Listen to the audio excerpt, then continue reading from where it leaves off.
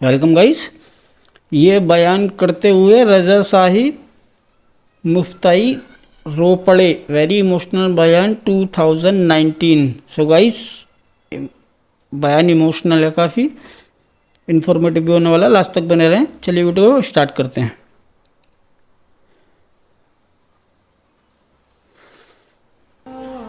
और मुआशरे का कितना कमीना शख्स है वो जो किसी की बेटी को इसलिए तंग करता है कि वो जहेज नहीं लेके दहेज के लिए तंग, आए, या वो उसकी ख्वाहिश के मुताबिक, उसकी तवक्को के मुताबिक जहेज नहीं लाई। शरीयत इस्लामिया ने तो निकाह को आसान करार दिया, और ये जो हम इतनी लंबी चौड़ी बारातें लेकर के चले जाते हैं बेटी वालों के घर में, तो इस्लाम में तो इसका ऐसा कोई तस्वर नहीं है। 500-600 लोग बेटी वालों के यहाँ चले जाते हैं, और जिस तरह किसी महाज पे जा रहे हैं। निकाह फिल मसाजिद का रवाज अगर डाला जाए तो हमारी जिंदगियां सौखी हो जाती। ये जो मुरव्वज सिलसिला है, इससे गरीब लोग तो परेशान हैं ही, अमीर लोग भी सुख में नहीं हैं। आज 1-1 करोड़ रुपया शादी पे खर्च आ रहा है, और जिसकी 4 बेटियां हैं वो सारी जिंदगी इसी काम में ही लगा रहता है। और गरीबों की जिंदगी तो अजीरन है। गरीब की बेटियां सुगड़ हैं, समझदार हैं, संजीदा व मतीन हैं, पढ़ी लिखी हैं, खूबसूरत हैं, खूबसूरत हैं, लेकिन उनके रिश्ते कबूल इसलिए नहीं किए जा रहे कि उनके पास देने के लिए कुछ नहीं। और अब एक सिलसिला चला जहेज फंड का और इज्तिमाई शादियों का, तो शायद किसी के लिए इसमें तस्कीन हो, लेकिन मैं तो एक मर्तबा ऐसी तकरीब में गया हूं तो दुखी होकर आया हूं। हर शख्स का अपना मिजाज होता है। मुख्तलिफ तंजीमात, मुख्तलिफ लोग गरीब बच्चियों की इज्तिमाई शादियां कर रहे हैं, तो मैं एक तकरीब में मुझे खींच के कुछ लोग ले गए। मैंने कहा मुझे तजुर्बा तो नहीं है, लेकिन मुझे लगता है कि मेरे लिए तकलीफ का सामान होगा, और दोस्त जिस मकसद के लिए मुझे लेके जा रहे हैं तो उनका मकसद भी पूरा नहीं होगा। ऐसा ही हुआ। एक हॉल में 15 से 20 बच्चियां थी, और दूसरी जानब 15 से 20 तमाम में ऐसे ही बच्चे होते हैं। और उनके मेहमान, उनका हुजूम था, और स्टेज के ऊपर जो कुर्सियां लगी थी उन पर मुखय्यर हजरात बैठे हुए थे, जिन्होंने सरमाया लगाया और जहेज फंड दिए, और तंजीम के लोग आके अपनी कारकर्दगी बयान कर रहे थे। तो आखिर में उन्होंने मुझे कहा कि हम आपसे कुछ सुनना चाहते हैं। तो मैंने बैठे बैठे कहा कि मैं दुआ कर देता हूँ, लेकिन उनका असरार बढ़ा। तो मैंने माइक पे आके कहा कि इंसान की जिंदगी में 3 मौके होते हैं जिस दिन वो मेहमान खुसूसी होता है, और सब लोगों की नज़र उसी के चेहरे पे होती है। एक जब वो पैदा होता है तो काला कलोटा भी हो तो सारी बस्ती उसका मुंह देखने आती है, और उसे बहनें चांद कह के पुकारती हैं, चाहे उसका रंग गहरा स्याह क्यों ना हो। दूसरा मौका इंसान पर उस वक्त आता है जब वो दूल्हा बनता है, तो सारे लोग उसी को देखते हैं, और वो निगाहों का मरकज होता है, और चीफ गेस्ट वही होता है। और तीसरा वक्त उसके ऊपर तब आता है जब वो चिट्टा लट्ठे का लिबास पहनता है, तो सारा शहर उसका मुंह देखने आता है। तो मैंने कहा इन गरीब लोगों से आज तुमने ये हक भी छीन लिया। आज मुखय्यर हजरात को ऊपर बिठाया और इनको नीचे बिठाया हुआ है, इसलिए कि ये गरीब है।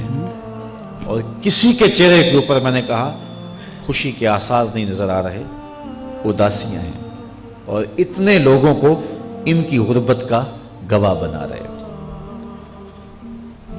एकदम सुकूत तारी हो गया हाल पर, क्योंकि मुझसे वो कुछ ऐसी बातें सुनना चाह रहे थे जिससे उनको दाद मिलती। मैंने कहा तुम्हारे जज्बे अपनी जगह पे, लेकिन काश के रात के अंधेरे में इन बेटियों के माँ बाप को तुमने कुछ पेश किया होता और ये अपने घर से रुखसत होती तो अर्श वाला रब बड़ा राजी होता।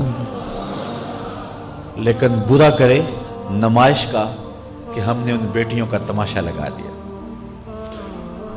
मैं एक शहर में गया तो वहाँ आजकल वो पहले था ना उम्रे के टिकट महफिल नात में, तो आहिस्ता आहिस्ता मजमा सिमट गया।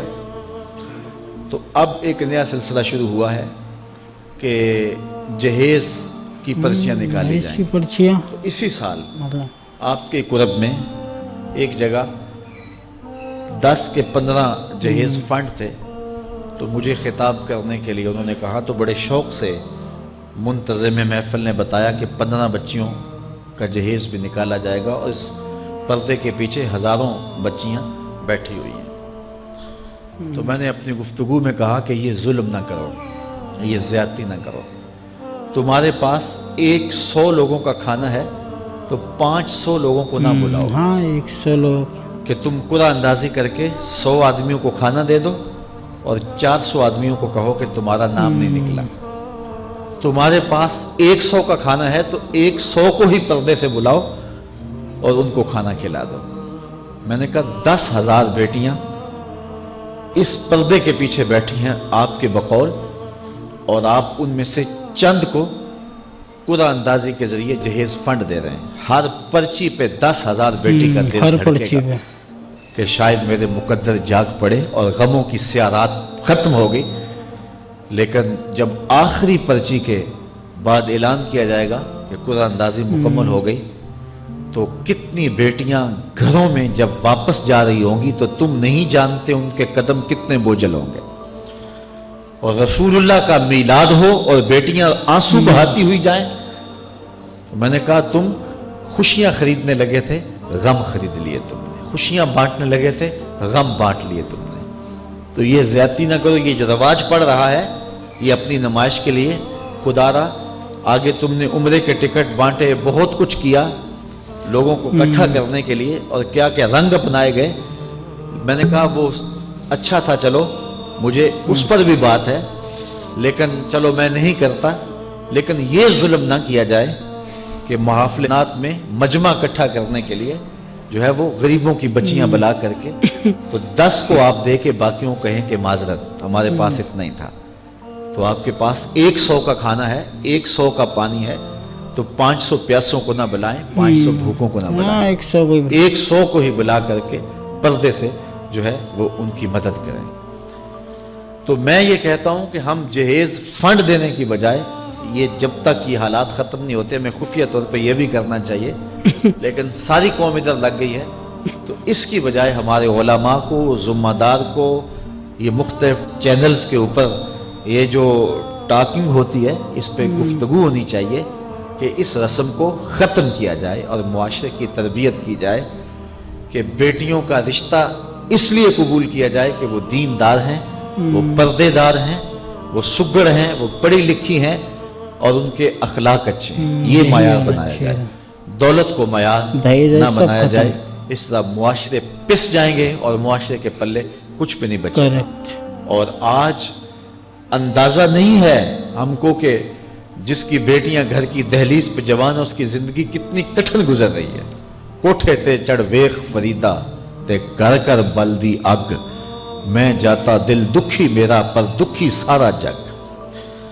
तो पूरा मुआशरा इस वक्त इस अजियत से, इस कुड़न से गुजर रहा है कि बेटियां जवान हैं और रिश्ते नहीं मिल रहे, जवान बेटियां, और फिर अगर रिश्ते मिल रहे हैं तो बेटे वालों के नखरे ही बड़े अजीब हैं, गलत है। और फिर जिस तरह वो बेटियों को, गरीबों की बेटियों को लौंडियां बना के अपने घरों में रखते हैं, तो ये एक अलग दर्द की और दुख की कहानी है। मेरे पास लोग आते हैं, दुआ कीजिए, कारोबार नहीं है, मुआशी बहरान है, माली परेशानियां हैं, बच्चे के इम्तिहान सर पे हैं, बहुत सारे मसाइल लेकर लोग आते हैं, लेकिन कोई नहीं, लोग हौसले से मसाइब का मुकाबला करते हैं, काटते हैं। लेकिन कुछ लोग आते हैं दुआ के लिए, तो بات کرتے ہی آنکھیں چھلکنے لگتی ہیں اور میرا دل بھی قابو میں نہیں رہتا.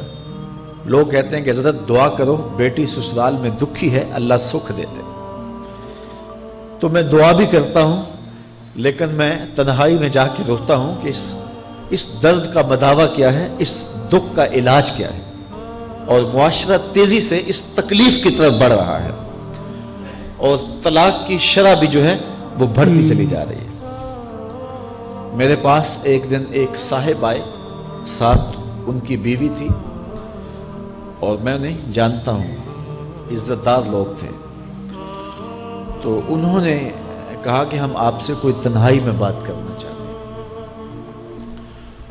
ان کے اپنے عزیز تھے, بیٹیاں اس شخص کی زیادہ بیٹیاں, اپنے عزیزوں میں شادی کر دی. تو اس وقت انہوں نے طے کر لیا کہ کوئی بات نہیں, ہم جہیز نہیں دیتے. لیکن وہ باپ بلک بلک کے مجھے کہہ رہا تھا کہ کتنے دنوں سے میری بیٹی گھر آ کے بیٹھی ہوئی ہے اور وہ کہتے ہیں کہ اتنی دیر واپس نہ آنا جب تک تیرا جہیز پورا دہیج کی وجہ سے واپس کر. میں کہتا ہوں کتنا صفاق معاشرہ ہو گیا ہے اور کتنے بہت زیادہ کٹھن حالات ہو گئے ہیں. تو جب معاشرہ اس کیفیت میں چلے جائے تو پھر انارکی پھیلتی ہے اور معاشرے پھر قائم نہیں رہتے. تو کتنی باپ کی دہلیز پر بوڑھی ہونے والی بیٹیاں, ان کی سسکیاں, ان کی آہیں اور ان کی چیخیں اس معاشرے کو بے چین کی ہوئی ہیں. تو امیر لوگوں کی ذمہ داری ہے کہ وہ غریبوں کے دکھ بانٹ لیں. اللہ تعالیٰ ارشاد فرماتا ہے کہ فکو رقبہ او اطعام فی یوم ذی مسغبہ, کسی پھنسے ہوئے کی گردن چھڑانا یہ بڑی نیکی ہے. تو اس وقت غریب کی بیٹیوں کا رشتہ کوئی قبول نہیں کرتا. اگر کوئی نوجوان اور اگر کوئی سرمایہ دار غریبوں کی بیٹیاں قبول کر لے تو یہ اس کی مہربانی ہوگی, اور اگر یہ نہیں کر سکتا تو کم از کم ان بیٹیوں کی شادیوں کا اہتمام کیا جائے, لیکن یہ مہربانی کی جائے کہ غریبوں کی بچیوں کو نمائش گاہ میں نہ کھڑا کیا جائے اور ان کی غربت کا تماشا نہ بنایا جائے. رات کی تنہائی میں ان کے ماں باپ کی خدمت کی جائے تاکہ وہ اپنی بیٹیوں کو عزت سے اٹھا سکیں. میرے حضور نے ارشاد فرمایا وَرَجُلٌ تَصَدَّقَ بِصَدَقَةٍ فَأَخْفَاهَا حَتَّى لَا تَعْلَمَ شِمَالُهُ مَا تُنْفِقُ يَمِينُهُ. جس شخص نے تنہائی میں خیرات کی کہ دائیں ہاتھ نے جو خرچ کیا بائیں کو پتہ بھی نہ چلا, قیامت کے دن جب کوئی سایہ نہیں ہوگا اللہ اس شخص کو اپنے عرش کا ٹھنڈا سایہ عطا فرمائے. تو یہ جو اجتماعی شادیوں کا ماحول ہے, تو اگر اس کو ہم اس میں تبدیل کر لیں کہ غریبوں کی عزت نفس مجروح نہ ہونے پائے, تو اللہ تعالیٰ یہ توفیق نصیب فرمائے اور معاشرے کے اندر ایسے لوگ نکلیں جو معاشرے کے دکھ بانٹتے ہیں. اور علماء کو منبر و محراب سے زوردار آواز اٹھانی چاہیے کہ یہ جو رسم پیدا ہو گئی ہے جہیز کی, اور اس کے بغیر بیٹیاں گھر سے رخصت نہیں ہو سکتی ہیں, ختم, تو اس کو ہمیشہ ختم کیا جائے اور اس کے خلاف عملی جہاد کیا جائے. اور اس کے لیے امیر لوگ نمونہ بنیں. غریب لوگ تو نمونہ بن نہیں سکتے, مشکل ہے ان کے لیے, لیکن امیر لوگ اگر نمونہ بنے تو وہ بن سکتے ہیں اور معاشرے کے اس ناسور کو ختم کیا جا سکتا ہے. اور غریبوں کی بیٹیاں عزت سے اپنے پیا گھر سدھار سکتی ہیں اور ان کو جو ہے ان کے ماں باپ کو تسکین کی اور چین کی نیند آ سکتی ہے. آج میں نے نکاح کے حوالے سے بہت ساری باتیں کرنی تھی, لیکن عنوان ادھر چلا گیا چونکہ یہ ایک سلگتا ہوا مسئلہ ہے اور ہمارے معاشرے کو کاٹ رہا ہے اور توڑ رہا ہے.